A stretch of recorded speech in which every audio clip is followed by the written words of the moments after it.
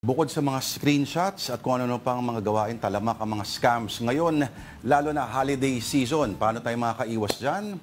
Makakaiwasan kaya sa mga love scams? Or parehas kung gustong iwasan. love in general lamang at ang kabiguan yan? Kasama po natin ngayon, mga kapatid, ang ating tatanungin, ang idol natin, ang MediaQuest Corporate Communication Consultant. Think ka muna, sabi niya, Ginoong Mon Isiberto. Magandang hapon po sa inyong lahat. Thank you very much again, Lord, for having me in the show. Kasama ba tayo dun sa 1.6 na increase ng sahod? Ay! Yung kanina. At this stage, it's a rumor. Fake news! Hindi naman fake. Kailangan i-verify.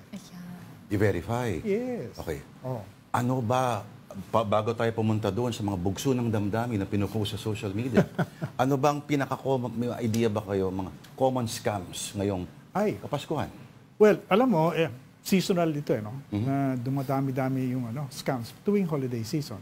Tapos mayroong mga nagsasabi dahil yung renade yung mga pogo daw, dumami din yung mga scam. Anyway, pero totoo yan. Basta holiday season, siyempre, yung mga tao bumibili ng mga regalo, no? May pera dahil may mga bonus, etc., etc. Yung mga scammer, hindi holiday para sa kanila. Oo. Full-time, 24-hour nagtatrabaho yan para maloko kayo at manakawan ka ng pera. Sipag nila? Ay, ganun talaga. Siyempre, malakas ang insentibo eh. Pero siguro, mga kapatid, kailangan maintindihan natin. Kasi madalas ang inisip lang natin sa mga scams sa panahon na ito, yung mga money scams. Yung sabihin yung, halimbawa, nagsishopping ka, tapos makakita ka sa online na napakagandang alok, ng baba-baba ng presyo. Yun. Tapos magbabayad ka, tapos walang mangyayari. Walang madi-deliver. Yun ang madalas na iisip ng tao. Pero hindi lang pera ang kinukuha o ninanakaw. Ano rin po? Ang isa pang ang kinukuha nila ay your personal information. Okay. Kasi pag nakuha nila yung personal information yun, parang susi yun na magagamit nila later on. Nako, pag alam nila yung birthday mo. Birthday, anong tawag nito? Lalo na kung nakatanggap ka ng isang phishing message na pinaklik ka sa link kasi kailangan mo daw i-update yung account mo. Yun ang madalas yan, sa isang network company. Meron pa sinasabi, for improved cybersecurity, we are refreshing our database, etc., etc. Please click the link and fill out the form so that we can update your personal information. Sounds legit, di ba? Oo. Lalo na yung iba gumagamit sila ng mga accounts na minsan mahirap na malaman kung totoo o hindi. So, pero ako, golden simple rule. Do not click on any link. Tapos kung meron ka talaga natanggap na message, or ako naranasan ko na rin to. May tumawag sa akin. Ikaw, natawagan ka na ba? Naka-auto-block ako, Sir Mon. Yabang. Hindi ko kilala. Ayun, yan. Tama yan. Tama yung ginagawa ni Juan. Kasi magte-text naman kung may importante talaga. Hindi ko importante. Ako ang tatawag sa kanya. Or email or some other means of communication. Pero sinasabi na ng lahat ng mga bangko, lahat ng mga financial institutions, we will never send you, makinig po tayo mga kapatid, hindi sila po magpapadala ng message sa iyo na may link. Tama. Na may link. So, they stopped long time ago. No? So, pag may link, magduda na kayo. Wala na. Dapat. Ganun ka na dapat. Kahit sabihin mo, it sounds important. Kasi kung puputulan ka lang naman yan, di ba? Kailangan talaga. Pero ibig sabihin, ano po yung may mga legit ka man kasi nagsasabi na parang may offer kami, may tatawag sa'yo, ito yung number niya, ito yung pangalan niya. Okay lang ho ba yun? Okay. No, sa akin, simple pa rin. Pag may tumawag sa'yo, kailangan mag-ingat kayo on two levels. The first level is yung simple scam level. Pag-aalok sa'yo ng isang bagay, it can be an investment, it can be a gift, no? Tapos, kadalasan, napakaganda yung offer. Okay. Pag napakaganda yung offer, if it's too good to be true, ay magduda ka na. Pangalawa, yan ang unang level. There's a second level. Lalo na sa phone call. Alam mo, pwede nilang i-record ang boses mo. With the AI technology. Yes. Pero Sir Mon, ba, Oh. bakit ako matatakot dyan? Hindi naman ako may hawak ng nuclear code. So, ano ngayon kung makuha nila yung boses ko? Ay, hindi mo na alam ko kasi kung anong gagawin nila. Kasi hindi naintindihan ng maraming kababayan natin na pag nahuli na nila yung boses mo, nakakuha sila ng recording, they can literally use your voice to say anything Correct. they want. Yung tawa mo pala, delikado yan. Oo nga eh. Nire-record na nila yan at yung mga syllables yun, kinuputol-putol nila. Correct. At pwedeng gamitin yon to perpetrate other crimes. Yes, of course. Grabe sir, yung panggaya pala ngayon yung ginagamit nila yung 2G Ah. is a device sa kasing liit lang halos ng icebox na mini. At pwede silang pumeso kahit sa ang bahagi ng kali at kung saan sila mapweso, yari ka. Ang kwento-kwento dyan, eh, nasa loob yan ng mga van. Kasi ang kagandahan yan, pwede silang lumipat-lipat. So, paparking muna sila sa isang lugar. Tapos, huhulihin nila kung ano-anong pwede nilang mahuling message or call or whatever. Kasi, hindi malalaman ng cellphone kung totoo o hindi yung cell site na yun. Pero naalala mo nung huling eleksyon na national, Yes. Sermon? May isang kandidato, ginamit yung NDRRMC alert. Kala mo kung anong lindol lang nangyari.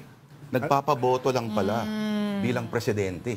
Alam mo kasi, unfortunately, there was a time, I don't know if it's still the situation now, na maraming mga LGUs nakakapag-import ng equipment. Yes. Nabibili pa nga raw, sir, sa mga online shopping platforms. Dapat, according to the regulation, sige, halimbawa, LGU ka, nag-import ka ng ganito, kailangan i-register mo yan sa NTC.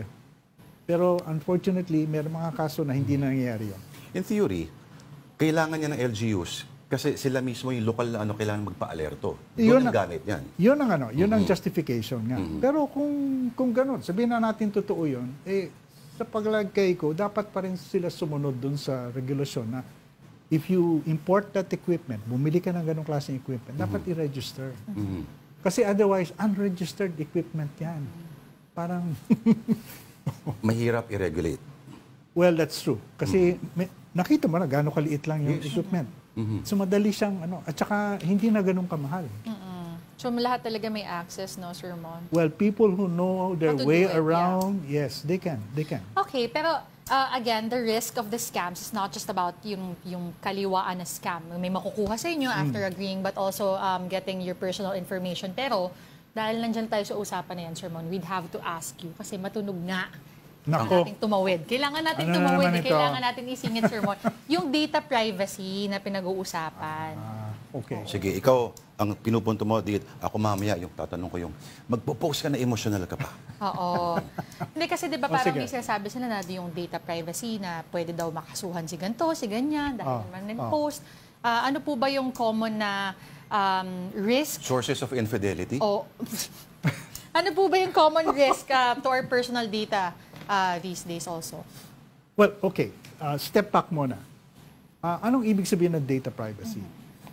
Ibig sabihin, yung impormasyon mo, halimbawa, communication nyo, at your personal information is being protected by this law.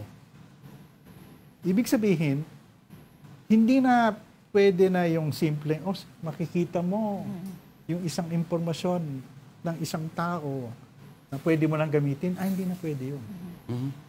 Kasi nga, if it is a private communication, let's say between person A, person B, person C, na wala siyang kinalaman dyan sa usapan na yan, hindi niya basta-bastang pwedeng kopyahin, kunan ng retrato, o pumasok doon sa conversation na yun through some other technical means.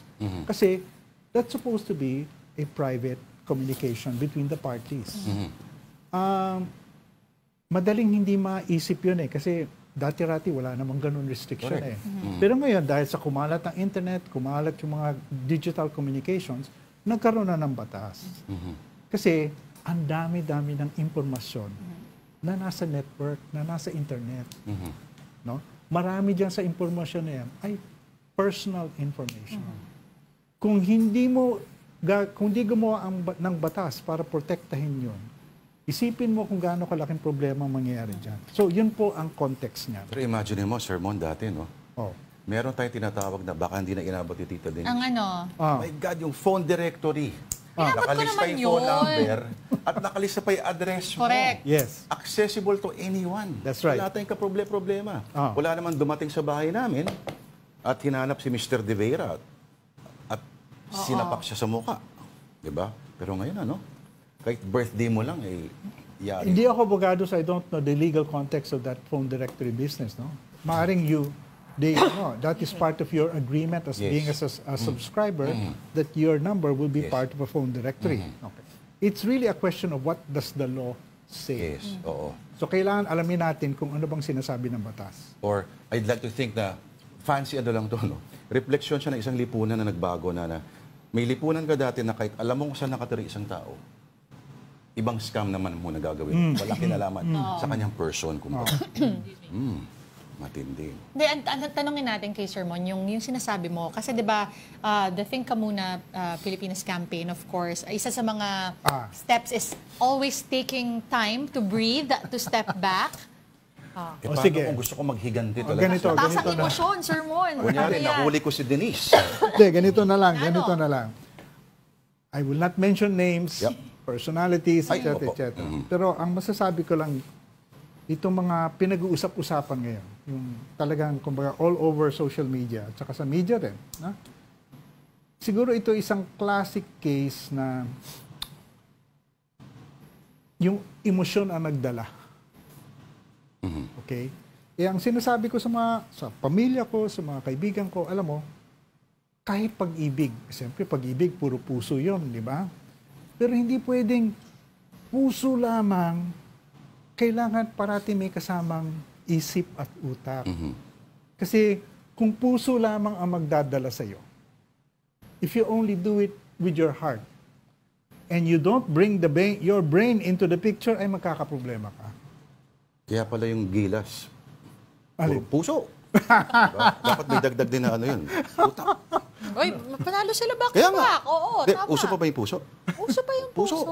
No, pero seriously, let me add, no? Kasi alam mo yung mga scammer, alam mo bakit napakagaling nila? Kasi ito magandang, gusto kong i-emphasize dito. Kasi ang reaksyon ng ibang tao doon sa mga taong naluloko, ay napakabobo mo. Bakit Ay, naku. ka nagpaloko na ganyan? Kasi ang ginagawa ng mga scammer, alam mo, linalaro nila yung emosyon mo eh. Correct. Pwedeng galit, inis, takot, o hirap. Halimbawa, yung isang nanay, pinoproblema niya, kailangan niya bayaran yung tuition ng kanyang anak. No? Nagkahanap siya ngayon ng paraan para maka-earn ng extra money. Eto, darating isang text messages, "Uy, gusto mong mag-invest ng ganitong halaga, ang balik sa'yo, doble." Dahil sa tinding pangangailangan niya, mas madali siyang nadadala doon sa ganyang klaseng sinasamantala ng mga scammer. Ang naalala ko, Sir Mon, I Oh. believe this was early 2000s. Medyo, ano pa ako na ito, bata pa ako. We were always told na pag may tumawag, kasi yung scam ata nun sa landline, may na-aksidente, ganyan, labas mo yung mga alahas nyo. Dugo-dugo-gang. Oo, yun. Hanggang ngayon, nangyayari pa yan. Yung Hanggang sense of ngayon, panic mo, oo, no? yung panic mo, tapos Kasi- ilalabas mo lahat. Sasabihin mo, may isang bahal sa buhay na ganito, na inatake o nagkaroon ng ang tawag dito, aksidente. Kailangan ng ganitong pera para meron kong kilala. Linimos yung hinanap talaga ng pera. Tapos dinala doon, binigay doon sa tao. Bakit? Sinamantala yung sense of concern, yung takot ng tao para tulungan yung kanyang kapatid o kamag-anak o ano man. Sinasamantala ang emosyon natin. Kaya nga sinasabi natin, Lord, kailangan mag-think ka muna. Kasi kung emosyon lang ang magpapakilo sa'yo, naku, maraming pwedeng puntahan yan. Oo. Pero, sasabihin na ba, yung emosyon ng basihan ng maraming mga bagay na kumilos, di ba? Oo. Pero then again, may nangako, 20 pesos sa bigas. Maraming naniwala. Ibang klaseng emosyon yun. pero ibig sabihin, hindi ko naman sinasabing walang puso. Ay, imposible naman yun. Ang sinasabi ko, Huwag mong hayaan yung puso lamang Correct. ang mamayani. Dapat parating sinasama mo na pag-iisip. Sir Mon, yung sinasabi nila, when you get angry, when you're mad, bilang ka muna ng 10 segundo Oh. bago ka magmura o mag-a-apply rin ba yun sa Yes. mouse natin? Mouse. Okay, sige. Hindi, definitely it also applies. Kasi yung nakita mo na siguro ito sa buhay mo eh. Nagalit yung isang tao, kung ano-ano sinasabi. Correct. Wala nang control. Mahirap yun. Kasi pag sinabi mo na, hindi mo na mababago. Parang genie yun, ano? Hindi mo nang babalik sa bote. Hindi lang yun. Eh kung pinost mo siya, Correct. ay Diyos ko day.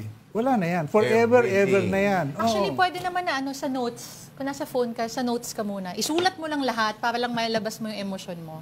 Tama ka dyan. Diba? Tas Parang basahin minsan mo. gusto mo lang yung ma-articulate mo lang yung rage mo. Oh. Lagay mo lang sa notes. Huwag mo na i-post. Oh, tapos save Yun. mo.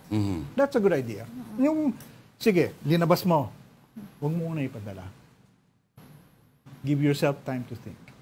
Alam mo, madaling sabihin, ako, aaminin ko, mahirap gawin. Dahil siyempre, pag gumagano, kumukulo na yung damdamin mo, tsak, may, Ang bagal lang. Ganyan. ganun.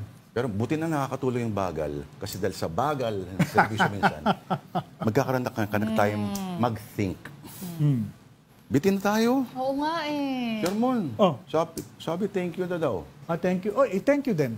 Maraming salamat. No? Alright. Bilis ng oras. Oo nga eh. Nagulat din ako. Time flies when with your Mon Isberto, the MediaQuest Corporate Communications Consultant. Sir, Maraming thank you, salamat. sir. Again, think ka muna. Yes. Think Yes. muna Yes. kayo. Okay. Alright.